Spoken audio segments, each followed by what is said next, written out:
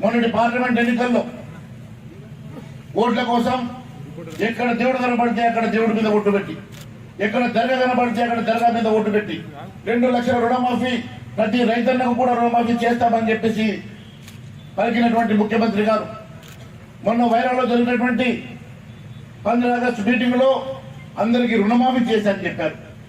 మరి రైతన్నలు పెద్ద ఎత్తున రోడ్డు మీదకి వచ్చి మాకు రుణమాఫీ జరగలేదు, మా అందరికీ కూడా రుణమాఫీ జరగలేదని చెప్పి రోడ్ల మీదకి వచ్చిన తర్వాత ఈ రోజు మళ్ళీ దాని మీద సమీక్ష చేస్తా ఉన్నారు. అంటే రుణమాఫీ వారు చేశామని చెప్పిన మాట వాస్తవం కాదని, వారు రుణమాఫీ చేశామని చెప్పి అబద్ధాలు చెప్పామని చెప్పి చెప్పకనే ఒప్పుకున్నారు.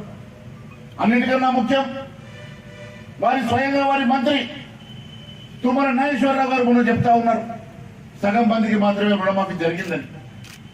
వారి మంత్రి పొంగురెడ్డి శ్రీనివాస్ రెడ్డి గారు చెప్తా ఉన్నారు ఇంకా 12,000 కోట్ల రూపాయల రుణమాఫీ జరగాల్సి ఉందని.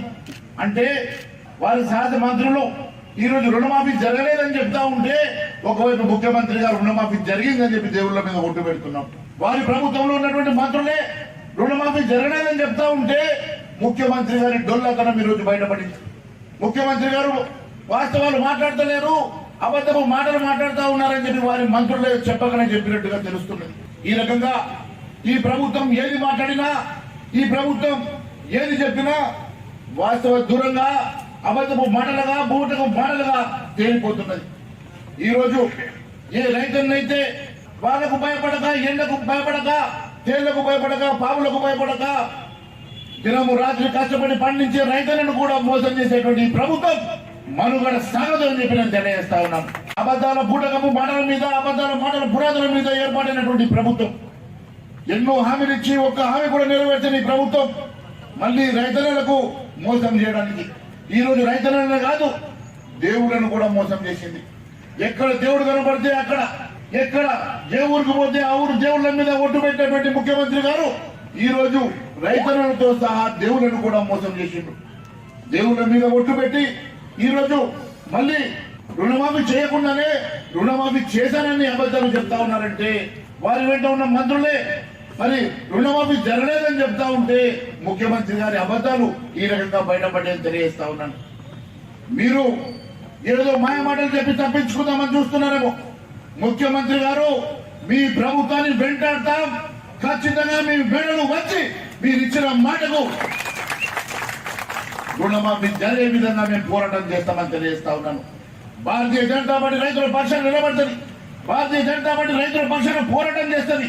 మీరు రుణమాఫీ చేసే వరకు మేము ఖచ్చితంగా పోరాటం చేస్తామని తెలియజేస్తా ఉన్నాను. అంతేకాదు ఈ రోజు నేను మీ అందరి సమక్షంలో తెలియజేస్తా ఉన్నాను, ఇప్పటి వరకు ప్రభుత్వం ఎంతమందికి మరి రుణాలు మాఫీ చేసిందో మరి ఇప్పటి వరకు పబ్లిక్ డొమైన్ లో పెట్టలేదు. మరి ఈ రాష్ట్రంలో ఎంతమంది రుణాలు తీసుకున్నారు, ఎవరెవరికి ఎంతెంత రుణం ఉన్నది, ఎవరెవరికి మీరు రుణాలు మాఫీ చేసిండ్రు, మిగిలిన వాళ్ళు ఎంతమంది రుణం మాఫీ కాని వాళ్ళు ఎంతమంది ఉన్నారో ఇప్పటి వరకు మీరు శ్వేతపత్రం విడుదల చేయలేదు. కేవలం అందరికి రుణమాఫీ చేసిన అబద్ధాలు చెప్తా ఉంటే ఈ రోజు లెక్కలు చెప్తా ఉన్నాయి.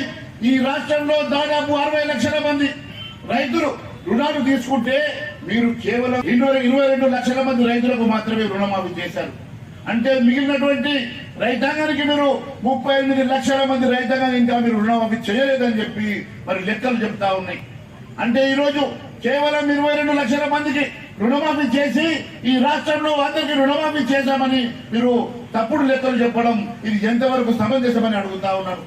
మరి కేవలం ఆధార్ కార్డులో లేకుంటే రేషన్ కార్డులో అడ్డం పెట్టుకొని రుణాలు మాఫీ చేస్తామంటే గత ఎన్ని సంవత్సరాల నుంచి కొత్త రేషన్ కార్డు ఇవ్వలేదో మీకు తెలుసు. మరి కొత్తగా రేషన్ కార్డు ఇవ్వకుండా, కొత్తగా రేషన్ కార్డులు డివైడ్ కాకుండా, ఇంట్లో పిల్లలు వేరుపడ్డ తర్వాత వారికి కొత్త రేషన్ కార్డు రాకుండా ఏ రకంగా ఈ రుణమాఫీ జరుగుతుందని చెప్పి నేను అడుగుతున్నా. అంటే ఏదో ఒక కండిషన్ పెట్టి మీరు రుణాలను తప్పించుకోవాలని చూస్తుంటే ఎట్టి పరిస్థితుల్లో మేము ఊరుకునే సమస్య లేదు. మాటల మీద మీరు ఎన్నికలకు వెళ్లి ప్రజల ఓట్లు దండుకున్నారో ఆ సమాజానికి మీరు ఖచ్చితంగా మరి క్షమాపణ చెప్పాలని చెప్పి మేము డిమాండ్ చేస్తా ఉన్నాం.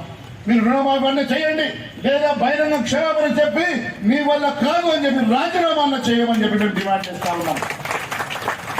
ఈ రోజు అమాయకమైనటువంటి రైతులు, కేవలం పంటలు నమ్ముకొని, భూమిని నమ్ముకొని కష్టపడేటువంటి రైతులు ఈ రోజు ఎంతో కష్టపడి వారు రూపాయి జమ చేసుకొని మరి కట్టేటువంటి ఈ రుణాలకి మాఫీ చేస్తామని మీరే చెప్పారు. మరి కొంతమందికి మాఫీ చేసి మరి కొంతమందికి మాఫీ చేయకుంటే ఇది ఎంతవరకు సమంజసమో ఒకసారి తెలియజేయాల్సిన అవసరం ఉన్నది.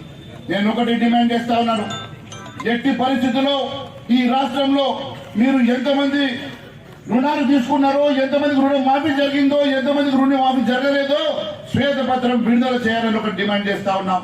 రెండోది, ఈ నెలాఖరు లోపల ఖచ్చితంగా రుణాలు తీసుకున్న ప్రతి ఒక్క రైతాంగానికి రుణమాఫీ చేయాల్సిందిగా మేము డిమాండ్ చేస్తా ఉన్నాం. లేని పక్షంలో భారతీయ జనతా పార్టీ తరఫున ఈ నెలాఖరు లోపల మీరు రుణమాఫీ చేయకుంటే బీజేపీ నాయకుడిగా నేను ఖచ్చితంగా నిరాహార దీక్ష చేస్తానని కూడా సభాముఖంగా తెలియజేస్తా ఉన్నాను. హైదరాబాద్ సాక్షిగా ఇందిరాబాద్ ముందు ధర్నా చౌకలో ఈ నెలాఖరు లోపల మీరు పూర్తిగా ఈ రైతాంగానికి రుణమాఫీ చేయకుంటే నేను రైతుల పక్షాన, ఈ రైతాంగం పక్షాన ఖచ్చితంగా నిరాహార దీక్ష చేస్తానని కూడా నేను తెలియజేస్తా ఉన్నాను. భారతీయ జనతా పార్టీ రైతుల పక్షాన్ని నిలబడుతుంది. భారతీయ జనతా పార్టీ రైతాంగం అండగా ఉంటది. భారతీయ జనతా పార్టీ ఖచ్చితంగా మీరు ఇచ్చిన హామీలు నెరవేర్చే వరకు ఖచ్చితంగా ప్రజల పక్షాన్ని నిలబడి మేము పోరాటం చేస్తామని కూడా సభాముఖంగా తెలియజేస్తా ఉన్నాను. మనందరం కలిసి కట్టుగా ఉండాల్సిన సమయం వచ్చింది. ఏదో ఒక రకంగా ఈ మమ్మల్ని డివైడ్ చేసే పరిస్థితి చేస్తా ఉన్నారు. ఎట్టి పరిస్థితుల్లో మనకు న్యాయం జరగాలన్నా, అందరికి రుణ విముక్తులు జరగాలన్నా అందరం కలిసి కట్టుగా ఒకటిగా ఉండి అందరం కలిసి ఈ ప్రభుత్వం మీద పోరాటం చేద్దామని కూడా పిలిపిస్తున్నా.